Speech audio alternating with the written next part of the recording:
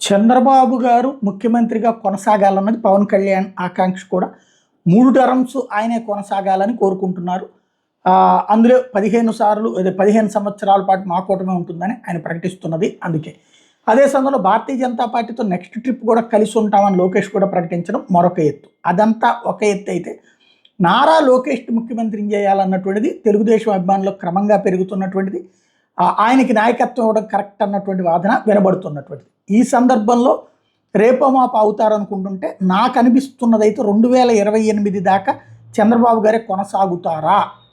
ఎందుకంటే ఆయన తాజాగా వేటు న్యూస్ వాళ్ళకి సంబంధించిన కాంక్లేవ్లో మాట్లాడినప్పుడు, పేదలు నిరంతరం ఆదుకోవాల్సిన బాధ్యత మనందరి మీద ఉంది. నేను 45 ఏళ్ళుగా కష్టపడుతున్నాను. దేశంలో సీనియర్ మోస్ట్ లీడర్ నేనే. దేశం ముందుకెళ్ళడానికి ఒక సుస్థిర ప్రభుత్వం రావాలి. సరైన సమయంలో సరైన నాయకుడు ఉన్నారంటే అది మోడీ గారే. తెలుగు జాతి అన్నింట్లో నెంబర్ 1గా ఉండాలన్న ఆకాంక్ష అని చెప్తూ 2028 నాటికి తన 50 ఏళ్ల రాజకీయ ప్రస్థానం పూర్తవుతుందని చెప్పారు. అంటే 2028 నాటికి అంటే ఇప్పుడు మరి ఆ లెక్కను చూసుకుంటే కనుక ఆయన అప్పటిదాకా అంటే ఆ రోజు దాకా సీఎంగా ఉండేందుకు అవకాశం ఉంది. అలాగేమన్నా ఉంటారా? అప్పటిదాకా తనని సీఎంగా తనే ఉండాలని డిసైడ్ చేసుకున్నారా? లేదా ఈలోపు కొడుక్కిస్తారా చూడాలి.